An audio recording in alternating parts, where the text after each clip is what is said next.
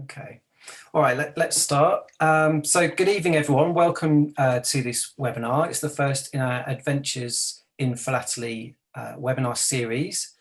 So I'm Matt Hill. I'm the editor of the allaboutStamps.co.uk website and also of Stamp Collector magazine. And we're really excited to be working with Marcus and Devlin from the Museum of Philately on these webinars. So this is our first one. So thank you so much for coming along. Just to give a quick introduction to our experts, Marcus is the head of Philately at David Feldman. He regularly travels around the world to pick up new collections and has a wealth of experience in this subject, which I'm sure he'll be sharing with us tonight. And Devlin is the UK's regional representative for David Feldman. And he's been a professional philatelist for over 10 years and is also a philatelic journalist. So some of you may recognise his name and his picture, his face, from Stamp Collector magazine. And if you haven't, do have a look at the magazine. So before we begin, just a little bit of housekeeping. You can interact with fellow attendees using the chat feature. So just at the bottom of your screen, just click on chat and you can type in there. So do feel free to comment and also to ask questions. So there is a Q&A box, but if you want to put them in the chat, that's probably, it's up to you. But I'll be keeping an eye on that. And I'll be chipping in with your questions throughout the presentation so we can kind of address them as we go. Also, tomorrow at this time, everyone will get an email, that'll be via Zoom, and that will just give you a link to an exclusive web page on our website, and that's where you'll be able to see the recording of tonight's webinar, and there's also some other links for you, some downloads, that kind of thing, and a bit of information about what we're doing. So without further ado, I'll hand over to Marcus, and Marcus, perhaps you could start by telling us a little bit about the Museum of Philately.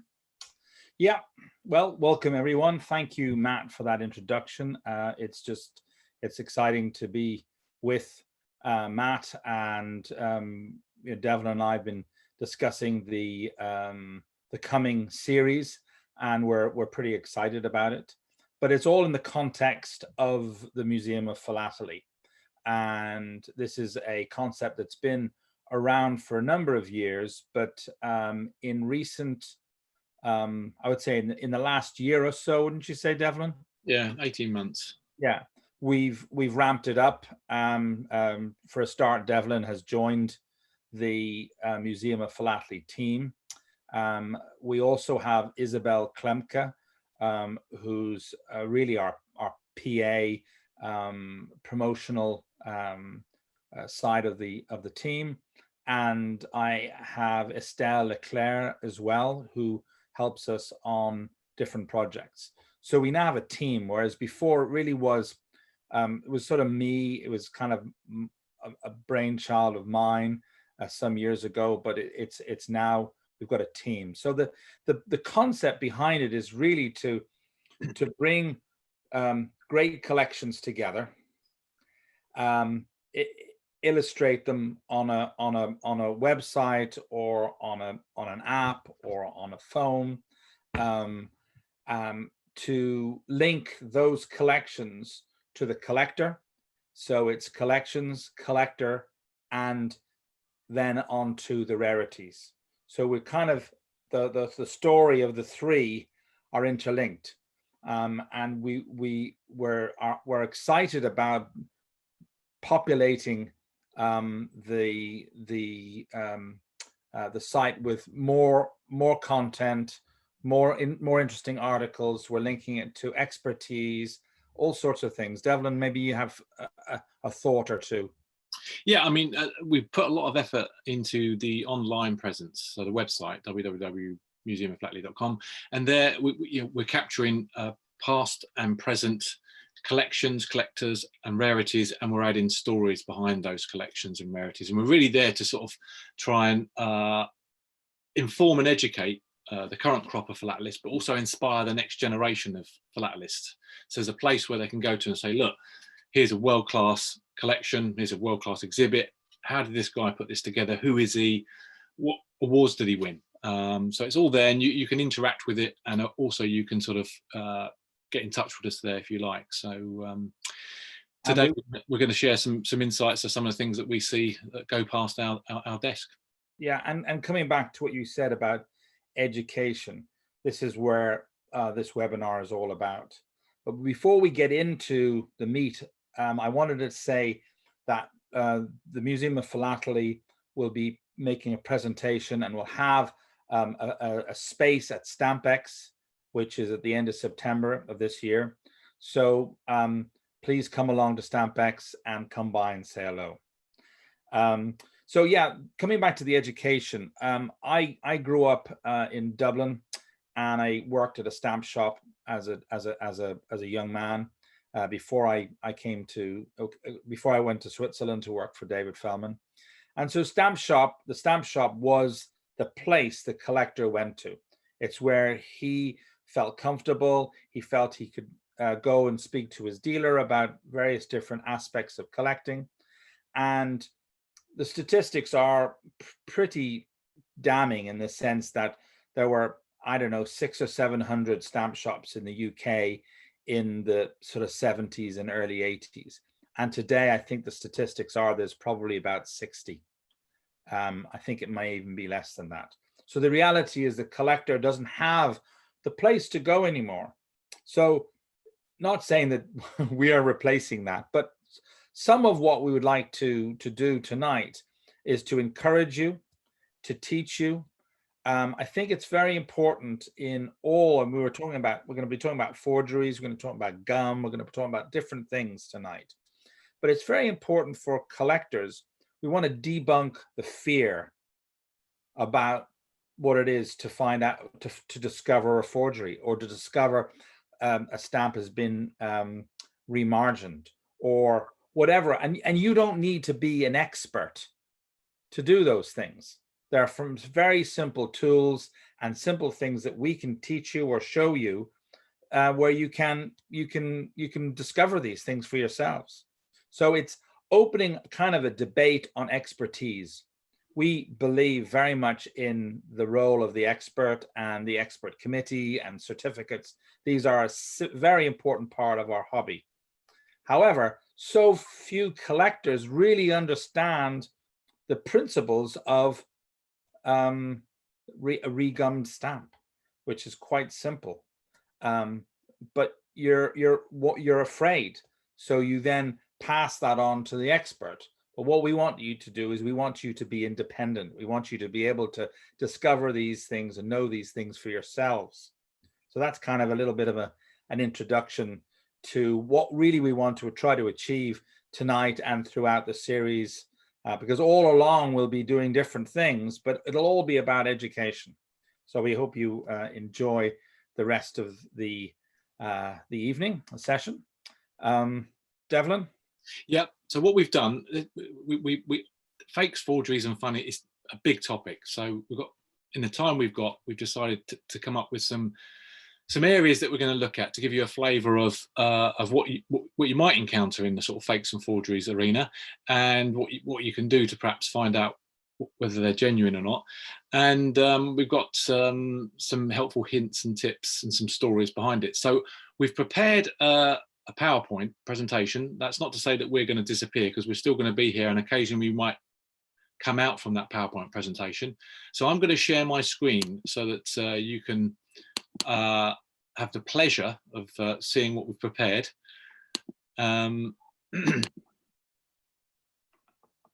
So let's hit present. So I hope you can all see that and still see me and Marcus as well. And I think you can arrange your view and get rid of us or whatever you fancy. So today's session, as you know, is fakes, forgeries and funnies. What does that mean? Well, we've broken down the main content, the fakes and forgeries and funnies, into sort of 5 parts.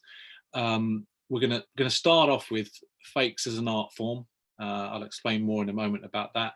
We're then going to look at postal forgeries, which is one aspect of forgeries, modern day counterfeits, enhancing material for profit, and then funnies. Hopefully you'll find it amusing. And then we've got a practical session towards the end of this evening about gum, something to chew on or get stuck on. We're hopefully going to help demystify the sort of regumming of a stamp aspect for you. So relax and enjoy. And if you've got any questions, please post them, because I think Matt can interact with us, and we would like to sort of keep you informed of answers as we go along if we can. If not, we've got a question and answer session at the end, so we hope to sort of satisfy any sort of queries you have then. So an icebreaker for you. Here's a stamp that everybody recognises. It's a penny black, the world's first postal adhesive. We've got 3 examples here, and I want you to tell me which one is genuine. So have a little look at these. Is it A? Is it B? Is it C? What we're going to do, we're not going to tell you now, but have a think about it, and if you want, you can post it on the chat, but we will come back to this and we'll give you our answers. But you need to work out which one of these penny blacks is the real thing. More on that in a moment. So our first topic is fakes as an art form, and you know, me and Marcus decided that you can't really talk about fakes and forgeries without at least mentioning a guy called Jean de Sperati. He's considered to be probably one of the sort of greatest reproducers of scarce and rare stamps. He's probably one of the first and only people that really realized that he needed to make sure that he used the right paper, the right watermark, and have the right cancellations. A man with many quickly there, Devlin, as we were preparing, I just thought what's important, of course, is we've got to say that, you know, our next section is about postal forgeries. This section, really, you have to understand, this guy was producing forgeries for simply to fool collectors. That's really what he was doing. These are not postal forgeries. They were not to be put on mail or anything.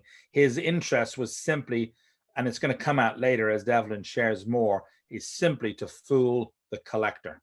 Sorry, Devlin. Well, in fact, we're going to hear from him ourselves, because he said that these are his words. He said he embarked on a project to obtain documentary evidence of the inability of experts to detect his imitations, and he wanted to prove that he could hoodwink professionals and dealers, and he felt that his work was actually a work of art, and he concluded that because he'd managed to hoodwink quite a few experts and dealers, that was justified. And they were his own words. What were they justified? Well, look, the guy got 234 reproductions certified by top experts and authorities around the world.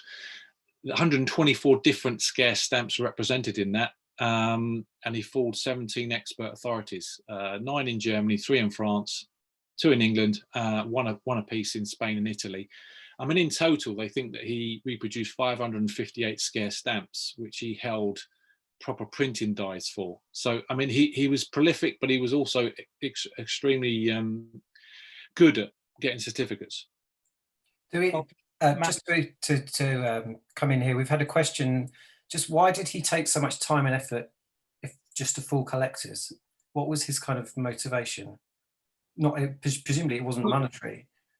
No, because at the time, if you looked at the sort of the revenue he earned from it, I mean, his stamps are worth more now than they were then when he was selling them. And indeed, not a correction, but I mean, if you read his life story, he really had a bit of a beef with the sort of dealers and experts. He really felt that he wanted to prove that his imitations could deceive them. And indeed, what he did was he signed in pencil on the back his signature.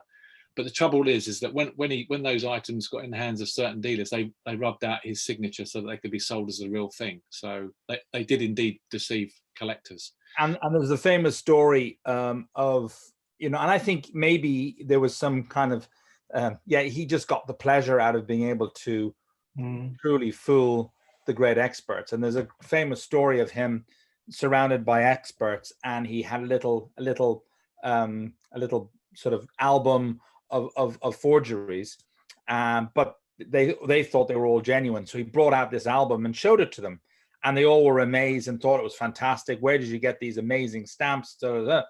And they had no idea. They assumed they were all genuine. And he says, what would you say if I produced a second album identical? Not possible. That's no. And he produces the second album, but they were still fooled. So I think by the time he produced like the 5th or 6th album, they got the picture. Yeah. They realized, you know, what was going on. So I think he just got pleasure out of that. Also, I think, Matt, reading between the lines, he felt he was an artist, and he felt he was a very good artist, and he felt that he would be able to justify his work if people believed in his imitations. So I think that behind the sort of deception, I mean, you've got to make your own mind up whether he was a fraudster or he was an artist. He felt he was an artist, and that was the dominating sort of motivation in doing the very best he could do in reproducing these scarce and rare stamps. So let's have a look at some of them. I mean, probably at the top of the tree is this Treskillin Yellow, which is not just a scarce stamp or a rare stamp, it's a unique stamp, which he was asked to produce several copies of. So the one on the left is the real thing. Yeah, which by the way, I've handled a couple of times in my other job. You know, it's an iconic stamp which the whole of the world recognizes it. But in Sweden, they really revere it, and there's actually even a beer been produced called Treskillin beer. So they absolutely love it. So it's really one of the great rarities, which is really worth millions of pounds. I mean, really, it's one of those great stamps. So it's iconic. So I can understand why Sperati chose it. Yeah, iconic. And indeed, the interesting thing is that all the experts say that the Sperati forgeries are considered to be extremely accurate. I mean, they were produced in 1946. There are some very subtle differences. I mean, these are well documented, these very minute kind of differences between the real thing and his copy. I mean, it's on the right paper, the right perforations, genuine cancel, because he's chemically treated a stamp of a different type, but the same watermark and the same perforations that's been used, and then he's printed on it. So, and indeed they say that only by using this MFV lamp lighting do you sort of detect that it's the wrong color, because it comes up brown rather than orange under that light. But you know, an extremely accurate copy of what is a unique stamp. Here's the man himself. So is he an artist or is he a fraudster? Well, he's certainly a stamp genius. Here's a stamp on the right hand side, which is quite interesting, is a valuable £2 kangaroo, the Australian stamp. His forgeries, and this has been advertised as a Sperati forgery, went for $4,400 US recently, which is around about what you probably pay for a real one. So, you know, people see his work now as an art and something that they want to collect, and they're prepared to pay quite a bit of money for. So, very fascinating individual. And if you do get any chance, do try and read up about him, because he's a fascinating guy. So next we're going to talk about postal forgeries. This is where the authorities are robbed of revenue, if you like, by the naughty people who make fakes, counterfeits, and forgeries. A very well-known one here in the UK, and indeed probably all over the world, is the 1872-73 London Stock Exchange forgeries. And this is where a group of people, it's thought, were working together to produce copies of the 1 shilling, the Queen Victorian 1 shilling green stamps from plate 5 and plate 6. And these were used within the stock exchange on telegraph forms. So they took payment, pocketed the money. There's no need to account for the fact they raised a shilling for the inland revenue. And this wasn't detected for 25 years, or over 25 years. And in fact, the perpetrators of this crime are still not known to this day. A chap called Charles Nissan discovered it just prior to the turn of the century, 1900. And indeed, it would never have been found out if what should have happened, and that is that the telegraph forms were meant to be destroyed, but some were being chucked out as paper, and they got in the hands of various dealers. And then some years later, Nissan discovered that these stamps didn't have a watermark, and some of them had impossible lettering, as this plate 6 as PN. It's not possible to have that because they were printed in sheets of 240 letters AA down to TL. So letters beyond the L, you know, are not possible. So obviously beyond T. And just a little footnote on that: the plate 5s that are more prevalent, but today, if you wanted to buy a stock exchange forgery, they could cost you £300, £400, £500 for a plate 5. The impossible letterings go for a bit more, and plate 6, where there are less examples known, with impossible letterings could cost you a couple of £1,000s. So, you know, this is a stamp that definitely today, as a postal forgery, is worth more than it was at the time, even though the people that did it earned an extraordinary amount of money in doing the crime. So, what other ones have we got? How about one in Italy? Yes. Well, it wasn't just Italy; it was the Milan postal forgeries, and they were both Austrian stamps as well as they were Lombardy Venetian stamps, and they were only the forgeries only were only in use, or let's say, sorry, the forgery gang, I can say, only operated from the November of 1857 to about the June of 1858. And this is an interesting cover, and there's another one Devlin's going to show. But both of these have a genuine and a fake on the cover. And if you want to show the just that just gives you a little bit of an idea of the difference between the genuine and the fake. But what's interesting about the forgers, it's pretty clear from what we can gather that the scam was an inside job. In other words, there was a postal clerk who was allowing these forgeries to get through the posts. And but that postal clerk wasn't there all the time. So sometimes a postal clerk will note it and see that it's a forgery, and they will then tax the sendee the real postage, because obviously they're not accepting the fake. And they would also get they'd also get fined. I think they got fined. Let me just check. They got fined 3 kreutzer or 60 centesimi at the time.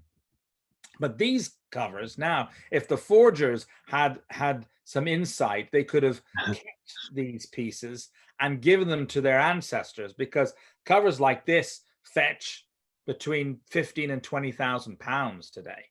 And they're actually real rarities, much more so than the actual genuine stamps. This cover with a genuine franking on it is worth a fraction of the postal forgery. So this is a fantastic example of the forgeries becoming real rarities. Yeah, and it's a fascinating area of collection indeed, and very different to the other element of forgeries we're going to talk about in a moment. So what about modern day counterfeits? Well, this sort of stuff still goes on today. The post office gets cheated out of revenue. I did a little search on the internet just when I was preparing for this webinar, and the internet's littered with examples of where post offices, in fact, all around Europe, all around the world, are being done out of their revenue, whether it be people washing stamps and reusing them, some on a large scale. This guy's apparently done over £100,000 worth of it, been jailed.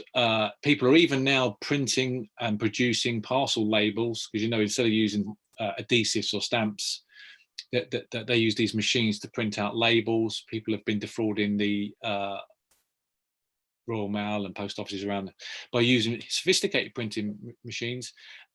This story interested me because it's a recent one. It's within the last sort of 10 days.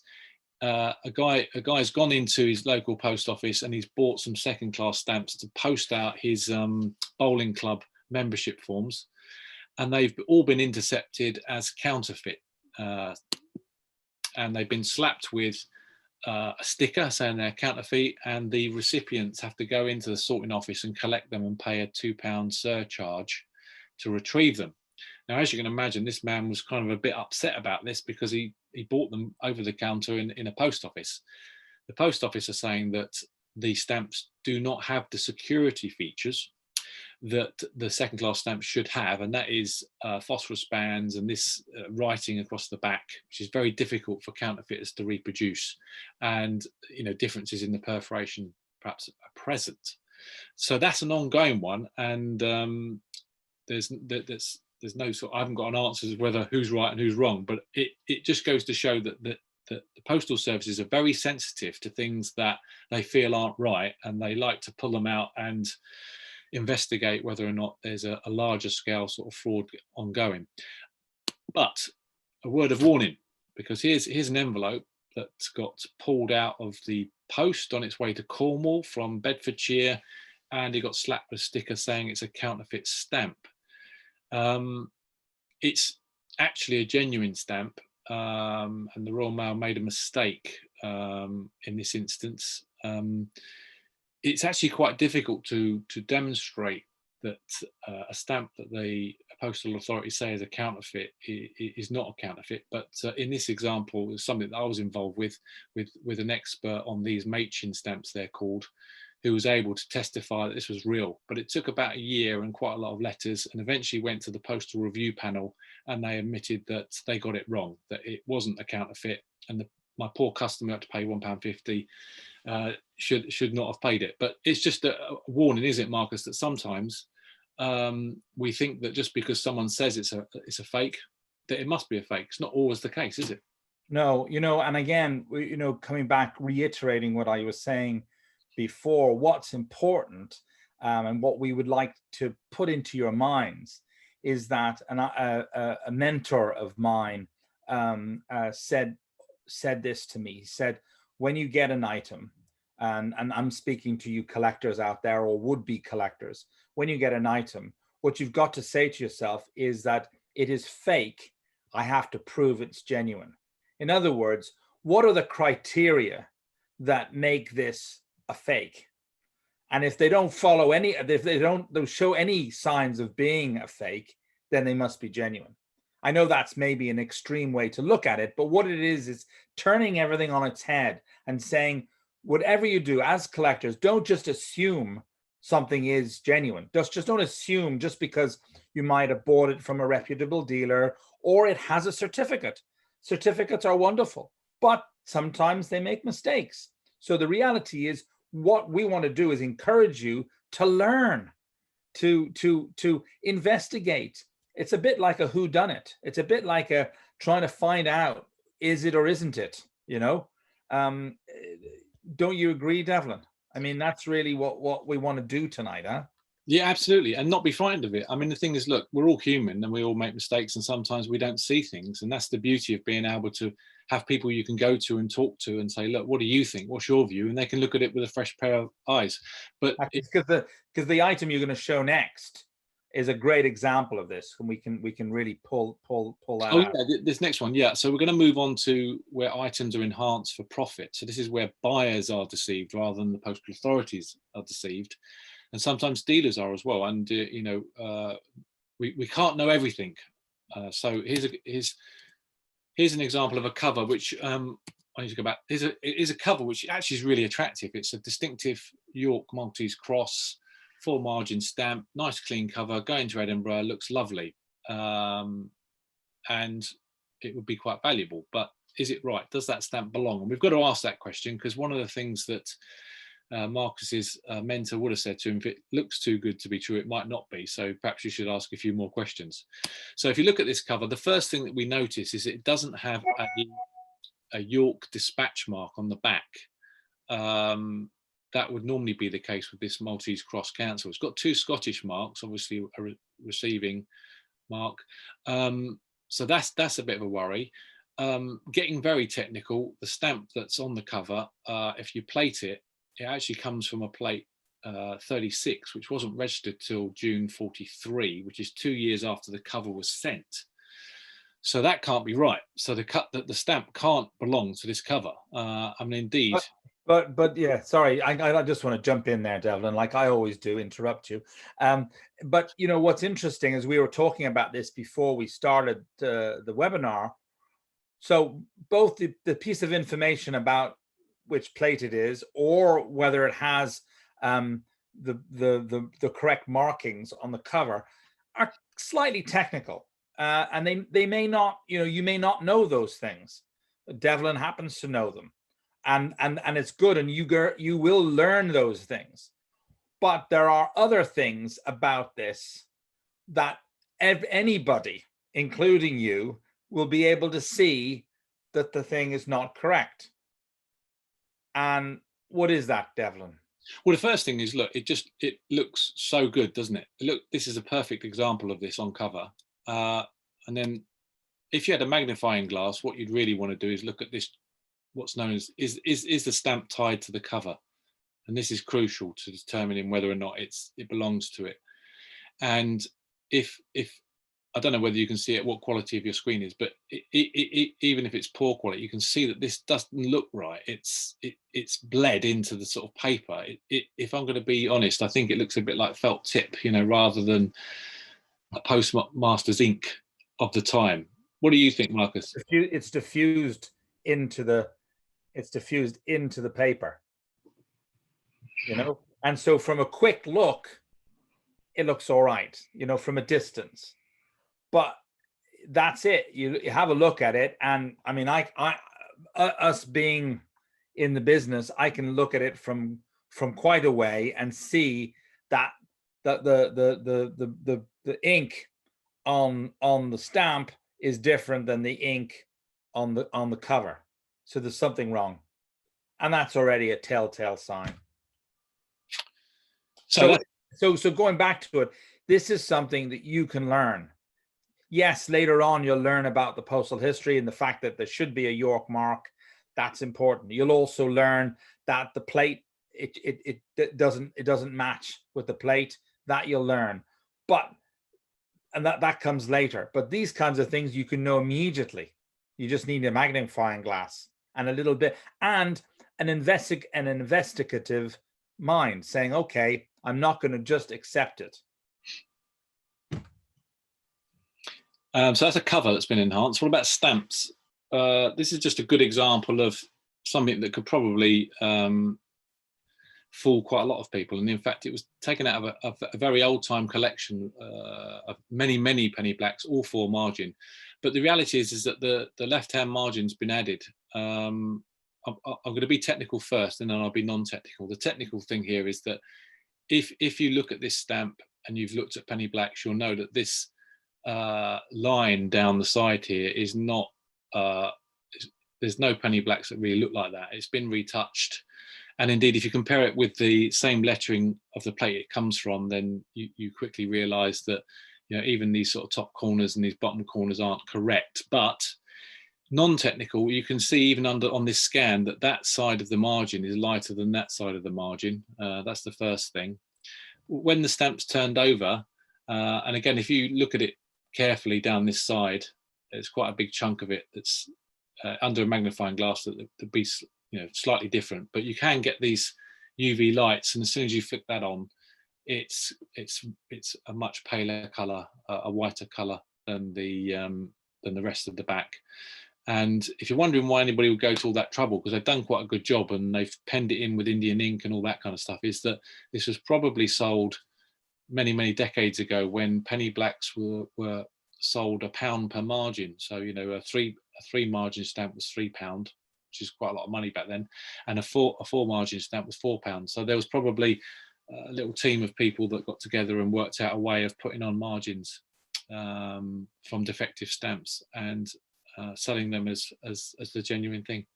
But even this, you know, would interest somebody who's studying and collecting fakes and forgeries. You probably find they'd still pay the right sort of money for a 4 margin stamp. They probably pay that for this, because it's just I wouldn't say it's a work of art.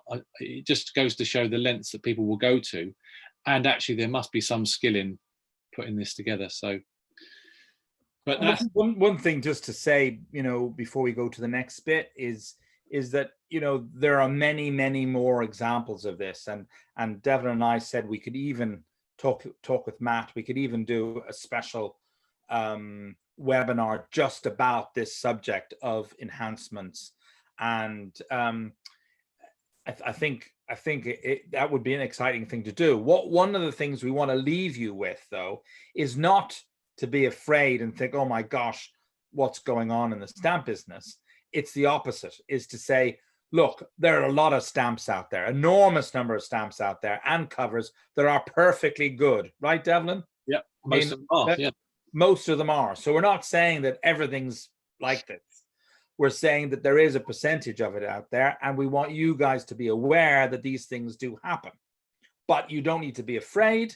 There are tools out there. We're here. I mean, I said to Matt, if there are questions, even going forward into the future, if you have questions or things that you want to know about, we're here. That's what, you know, yeah.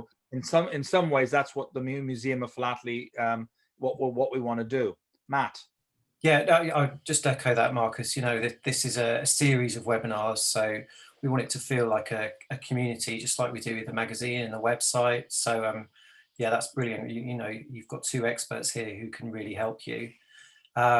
Also, we've just had a question from Peter, who says, would they have used a margin from another penny black for this, or would they have just used any stamp paper? Well, yeah, I mean, they may have used a defective penny black on the side, but probably used a bit of selfage from another stamp, maybe, you know. So it wouldn't have cost them anything in real terms. They wouldn't have dismantled perhaps a penny black in order to turn a well, just to say, I mean, just to sort of maybe give a little bit of context to Peter's question, I would say that there are different types of forgers, different types of people in this business doing this kind of things. Some of them are very good, right, Devlin? Oh, absolutely. Some of them are really good. And I think that's probably the older ones from a bygone era, probably in the days when people were good at this kind of thing. When people used to fake passports, you see all these old movies of people's passports being faked. There were real professional forgers. So I think there was a time when the paper they would have thought about it, and they'd do a great job. So there are good examples of that, but there are also people who didn't know so much, and they can be kind of crude. It can be crudely done. So I would say in general, they tend to do a good job. So it's not so easy to see it. And I would say they probably do use as Devlin said, probably a bit of selvage from another stamp. Okay, thank you. Yeah, I mean, as Marcus alluded to, fakes and forgeries is a massive topic, and we had to sort of we had examples of reperf stamp, wing margin stamps, all sorts of other things, but you could go on and on and on, and maybe another time we could go into more detail. But we thought we'd give one example of a cover, one of a sort of a classic stamp that's been enhanced. But there are loads of other examples where people have turned wing margins into just a normal margin stamp and so on. So what about some funnies? I've got the good, the bad, and the ugly here to keep you on your toes. The first one is the good. The stamp on the left is the real thing. It's the French 1 franc. Lovely engraving, very nicely printed. The one on the right is actually a copy of it, but it's actually a genuine copy. It's a colony in Argentina, which was told to produce a stamp like the one on the left, and that's what they produced. The one on the right, which you could be forgiven for thinking was a forgery or a counterfeit of that stamp, because it looks like somebody's got their crayon out and asked their 5-year-old to draw it. But the printing methods and the sort of engraving methods weren't quite as sophisticated as they were in France. But this one real is actually real. It's Corrientes, isn't it, Marcus? Argentina. Yeah, that's it. Yeah. Yes. And we call this a primitive because it's sort of quite a crude, primitive sort of looking stamp. But it's a funny. It's a copy, but it's a good one. So that's your good. Your bad. Well, I don't know if you know this lady. She's Diane Abbott. She's an MP for North Hackney and somewhere else. In 2019, she was filmed on public transport drinking mojitos. And she became a bit of an iconic figure in London, so much so that some people produced some stamps with a profile on it, almost suggesting that she should be the next queen or she was a monarch. And that's funny, but the even funnier thing, and it's a bit bad really, is that some of them went through the postal system and got through, which kind of leads us back to what we were talking about earlier about modern day counterfeits. Some of them do actually get through the system. So we had examples where they were being hoiked, when they were fakes. They were being hoiked when they weren't fakes, and here they've not been hoiked and they were fakes. But it's quite funny, isn't it? I mean, that doesn't look anything like Queen Elizabeth II, but somehow it's got through the postal system. So that's your bad. And your ugly, well, again, you know, when we were looking at this topic, you can't really talk about fakes, forgeries without mentioning propaganda stamps, which on one hand are very sophisticated, high quality pieces of art, if you like, copies, counterfeits of some genuine stamps at the time. But these were stamps that the counterfeiters wanted to get noticed because they had a message, either an obvious message or a more subtle message. And we've got to sort of cast our minds back to sort of war times and think about what impact it would have if mail was discovered with these sorts of stamps on the envelopes across enemy lines. So very ugly image, bit of an ugly message, but these are counterfeits, and indeed they're very collectible ones, aren't they, Marcus? Yeah, absolutely. And there's been a resurgence, of course, in recent years, especially as the valuable and popular rare stamps have become so expensive that, you know, many of your average collectors can't collect them anymore because they just don't have the pocket. And these kinds of things, these clandestine issues, have suddenly become popular because they're relatively cheap to buy, but they're fascinating. They have a great story, so they've suddenly become popular. I mean, I wouldn't say they're expensive, no, but they're certainly collectible, and there's a lot of interest. Yeah. Yep. So that's your ugly. Now we're going to return to our sort of teaser at the beginning. So did you figure out which of these penny blacks is a genuine thing? You might want a little reminder. So that's our three candidates lined up, A, B, and C. Just ask Matt, was there somebody who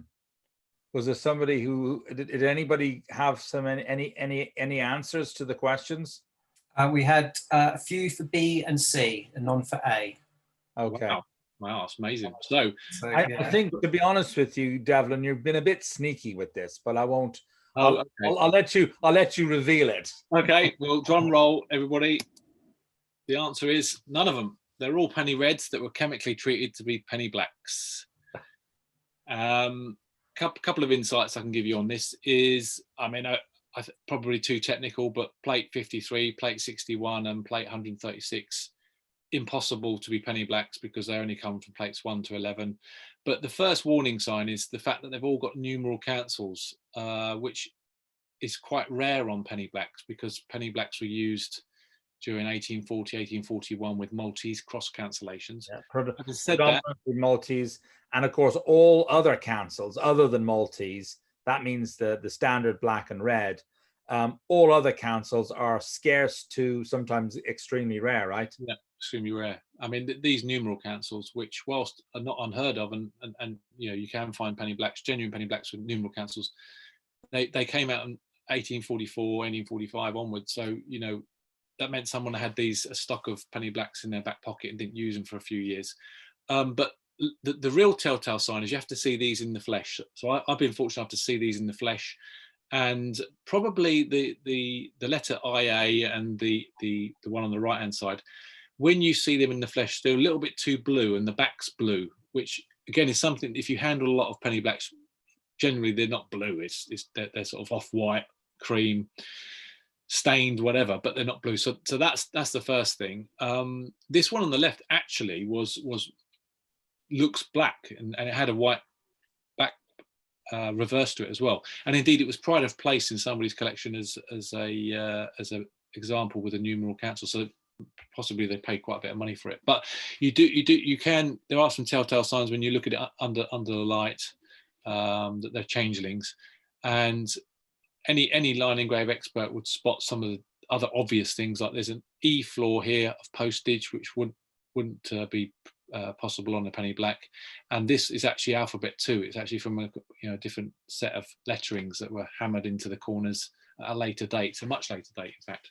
So yeah, I'm sorry to be mean and to have tricked you there, but it's another example of stamps being enhanced to improve their value. These are all very cheap, sort of 10, 15 pound items that have been turned into 100, 400, 500, 600, 700 pound items. So that's just another naughty way that people use chemicals to treat stamps of very low value to make them stamps of higher value. I think, Matt, there was there's a question coming in there. Yeah, just whether, with the knowledge that they've been chemically treated and they were penny reds, could that actually add value to them, or make them worth collecting or worth keeping? Oh yeah, they're all collectible. Yeah, but I mean, okay. The stamp on the left here, I mean, if that was genuine, would be 700 plus. That would be your starting point, wouldn't it, Marcus? Big 4 margin, numeral councils, very attractive. Oh, absolutely. And even these, if they were genuine penny blacks with numeral councils, a few £100 rather than 20 quid, and the same with this one. But yeah, you're right. The answer to the question is that all of these found a home with collectors who find this fascinating. This is another sphere of collecting. I mean, there are lots and lots of collectors out there that specialize in fakes and forgeries, and they love it, and they love trying to discover how the faker or forger actually did it and why. And I suppose the Holy Grail is trying to find out who. It's like another step up, isn't it, in your collection, where you can say, I wasn't fooled and this is why. This stamp, I think, got matched with a penny red of the same lettering, the same plate, and one on cover as well. So a plate 53 on cover, a plate 53 red. So it still makes a good display for somebody, somebody who's exhibiting or showing. So they found genuine homes. I mean, it could be that when those collections get broken up, they find their way back in the market as penny blacks. But it's just something to look out for. Okay, we've had another question from Paul, who says he's a lifelong collector, happily confined to the low end of the market. A lot of my really old stamps look too good to be true. Are there a lot of low-cost fakes? So I guess people faking stamps aren't as rare as these ones. I think the answer is yes. There are low-cost fakes. Actually, that's something we didn't think about that as far as illustration. But yeah, there are low-cost fakes. There's a lot of very, very, very crude fakes, which and we could have probably found a couple of those, which really shouldn't fool collectors, but do. They do. Yeah. And we over the years I've seen all sorts, and but again, I would say to the to all of you out there, part of again, we want to encourage you. Part of what tonight and other sessions will be about is we want to encourage you not to be afraid. I mean, if you've made mistakes in the past, and I can say I've made mistakes, Devlin's made mistakes, we've all made mistakes, we've all been fooled. I mean, look at Sperati. Sperati fooled the best. So if the best at the time could be fooled, we can be fooled. So there's nothing wrong with being fooled, but let's be fooled once. And let's not be fooled again. So, to encourage you, yeah, that can very well be things. And of course, the person answering the question said too good to be true, which is a great thing to remember. Most of the time, when it's too good to be true, it's too good to be true. And that I mean, I remember as a kid collecting, and I remember you always want the stamp you found to be the rare one. There's 3 that are identical, 2 of them are cheap, and one of them's the expensive one, and you're convinced that your one is the expensive one, but it isn't. Of course it's not. But that's what we want. And I think what we're trying to do actually with what we're talking about tonight is to turn that on its head and say, let's just assume yours is not, and let's try and prove that it is. I hope that helps. So we want to move on to a sort of a practical section of this webinar. So we thought we'd talk about gum and how do you tell a stamp has been regummed. What I'm going to do is I'm going to just stop sharing for a moment, although I will come back to this presentation because we have got another graphic on this to illustrate, and then Marcus is going to talk you through some of the basics. Yeah, I mean, it's a pretty basic lesson, but one of the things that is obvious about regum stamps is when you take a stamp and you got it in your tweezers, and you want to be sure that the gum on the stamp has not diffused onto the perforations. Now, why would a stamp have gum on the edges? When you tear off the edges, you tear the stamps off, there's going to be no gum on the edges. So one of the telltale signs is you just take, very gently, you just take your fingers. This isn't an expensive stamp, by the way. You take your fingers and you just run it along the stamp. That's all. And if your fingers catch, if it's kind of prickly and it catches, you know, then it's pretty clear that there's gum at the edge. And if there's gum on the edge, then it's not necessarily it's regummed, but it's not the way it's not postal fresh. It's not the way it was supposed to be. Something's happened to the gum. So that's a really important thing to do. So when you're out there buying stamps and going to your dealers, don't be afraid to do that. Don't be afraid. And then you can ask it. There's nothing wrong. You can buy a stamp that has been regummed or buy a stamp that has gum redistributed. There's no problem with that. Just know what you're buying. And then of course you negotiate and say, listen, I think the stamp's been, has had gum redistributed or something, and you pay a lesser price. It's not that you don't want to buy the stamp. It's just you want to buy it and know what you're buying. So that's it. Just run it along there and that should be fine. Another telltale sign, especially with older stamps, is modern gum. If you breathe on it and smell it, if you breathe on it, because that sort of makes it moist, and you just gently, you don't have to lick it or anything, just breathe on it and then smell it. It smells sweet because it's a particular type of gum that was used. And most classic early stamps don't have that sweet gum. So if someone says, like one dealer told me, I remember having this discussion about the two different gums, and it was a classic stamp of Greece, and he tried to convince me that actually at the time they had two types of gum. One was this type, which was the old kind of, at the time, very mottled gum, which left cracking, and the other one was a very flat, smooth gum. That's another way to tell too. Early stamps, particularly, I would say, penny black up to probably the 1870s, 1880s. If the gum is totally flat, just flat, and the perforations, if the perforations sort of bend a bit and it's very flat or actually bending that way, it's probably got a modern gum on it. It's probably got a modern gum, and it's not a second type of gum. It's not, if someone says, oh, but there were two types of gum, that's not what it is. It's a modern gum, and particularly if it smells sweet. So anyway, there's some there's so much more to go on this subject, and we're sort of slowly getting. I'm looking at my watch, saying we're gosh, the time's flying, and we're already an hour. Do you realize? Yeah. Okay, I'll show a little illustration. But I just want to say that there's so much more to talk about that subject. Yeah. But and that can be that could be for another evening. Yeah. So I just want to show illustrations. Yeah, I've got an illustration of some of what Marcus has been talking about, which also is useful not just for when you physically handle a stamp, but of course nowadays we tend to buy things over the internet, don't we? So yeah.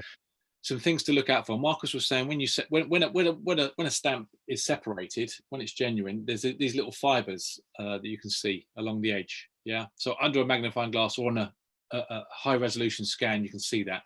When they've been regummed, they kind of join together. You lose that fiber, those fine fibers, and in poor cases, you get this seepage through the perforation where the sort of new gum has kind of leaked into the front of the stamp. You won't always get that, because sometimes they're more discreet about the regumming, but you will lose these fibers. And on examples where perhaps they haven't regummed the whole of the stamp, but perhaps where a hinge has been removed and they just want to touch it up, you can get this very subtle sort of, everything else is all right along the top, but just maybe one or two on the right hand side. But the main thing, as Marcus was saying, that they'll feel brittle compared to the real thing. One of the in fact, I had not a colleague, a friend of mine who was a collector, and he loved to have all his stamps with beautiful gum, but he used to play with the gum. So what he would do is he would get modern selvage from say a modern stamp, and he'd dampen it, and he'd take an old stamp and he'd use the modern selvage to smooth out the old gum.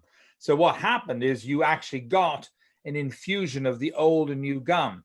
So it's sometimes difficult, because the jobs are done very well, but they're never done that well. So there's always a way to see these various different phenomena where you get this redistribution of the gum, which eventually on some of the perforations it's going to show. So most of the time it's almost impossible to do that. Now, obviously, if you take an unused stamp with no gum at all and you re-gum it, sometimes the re-gumming can be on a sheet of stamps. Therefore, you don't get the brittle part. You just get a completely new, fresh gum. But usually you can tell if you have examples of, say, even it's good to sometimes get cheap stamps from a series that are, the gum is original, and you get maybe the high value. And if you compare gum, that's another way to do it. Compare gum, take a cheap stamp from the similar period, and you compare gums. And if the gums are different, there's something not quite right. So I think we're okay. So yes. Any questions that have been unanswered as we've gone along? Just had another one in, actually. It says, we kind of covered it, but what should I do if I suspect a stamp I have is fake? So I guess what's the, if there's the stamp in your album and you're just not sure if it's fake, what are the first steps you should do? Well, first of all, there's nothing wrong with having forgeries. It's acknowledging that there are forgeries, and that actually, in some of the greatest collections, all great collectors often have sections of forgeries in their collection as references. So, it's not like, oh my gosh, this is the black sheep, let's get rid of it. No, I would say let's put it into your album in a section called forgeries and learn more about that forgery.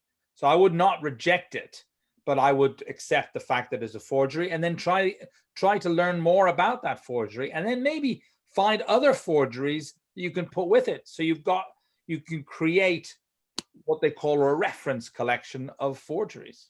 So I hope that's of help. Yeah, the only thing I'd say is just follow the process of determining whether it's a fake, because it might not be. Sometimes things look like they are and they're not. So yeah, follow a process, find out what paper it's on, what watermark, any other questions that you feel that need to be answered, and don't be frightened of asking for some help. There's either me and Marcus, or there's other people out there in the community who would love to help you. So don't be frightened to ask for help.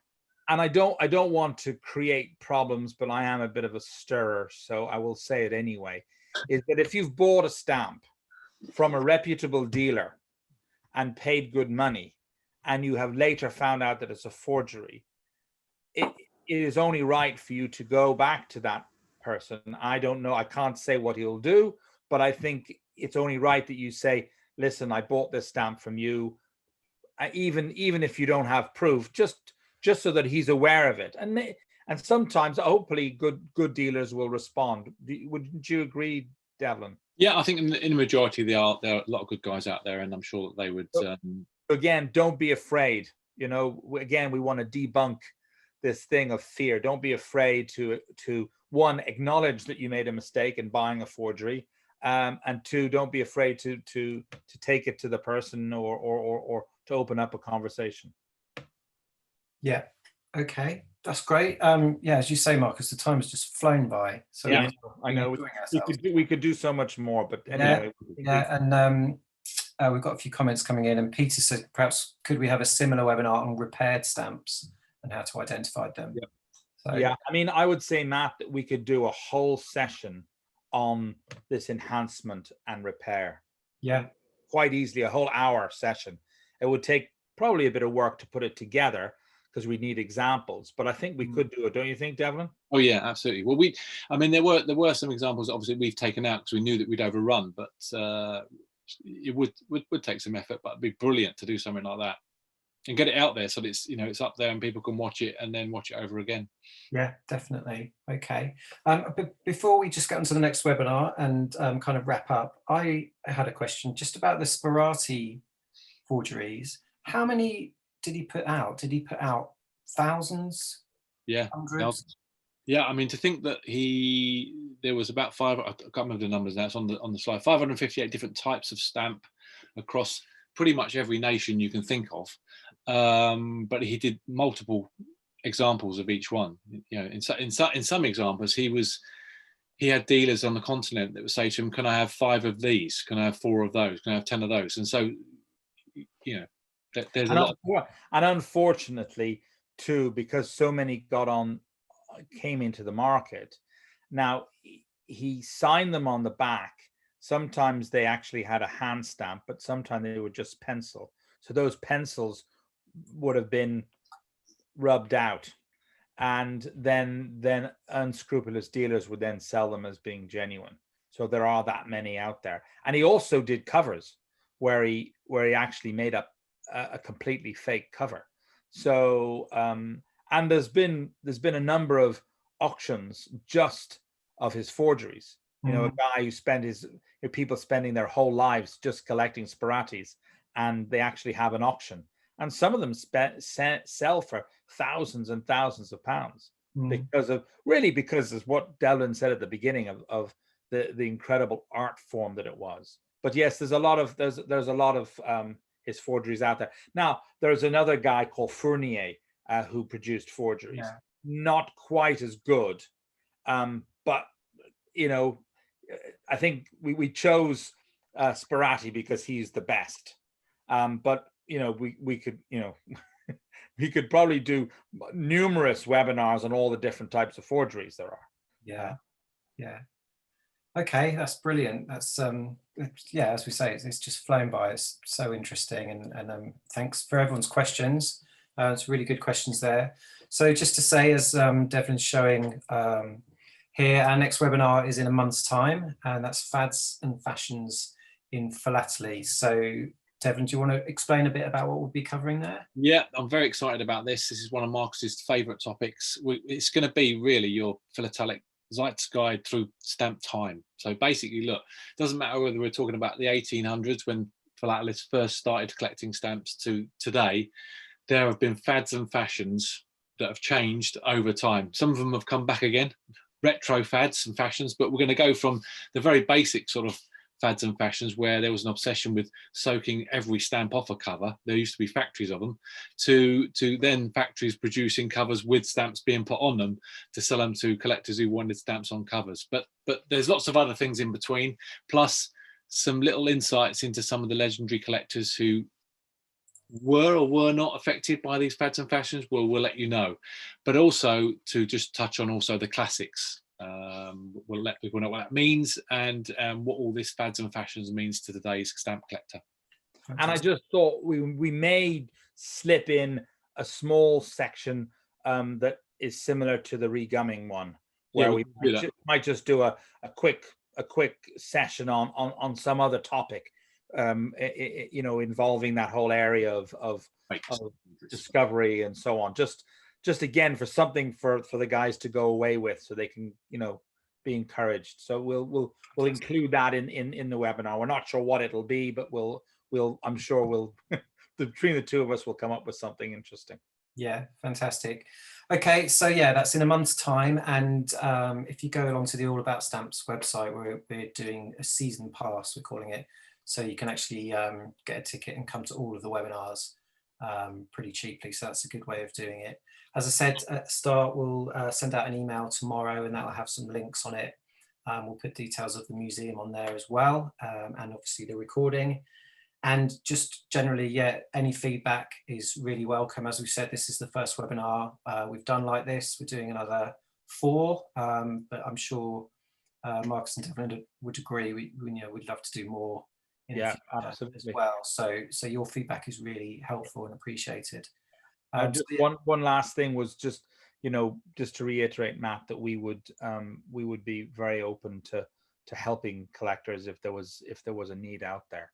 Yeah, that's fantastic. And if not, we may know local dealers or people who could help them as well. Yeah. And Devlin, you just had one thing to say before we finished, didn't you? Did I? Right. Okay. You can go to our website, sign up to our newsletter. That'd be great. Exactly. Find out more about us. We just want to thank our main sponsor, which is David Fallman SA, for their support of the museum. Yeah. So. Fantastic. Okay, well, thanks everyone for coming along. Thanks, Marcus and Devlin, and we'll see you in a month's time for the next webinar. See you in August. Thanks so much. Cheers, everybody. Bye now.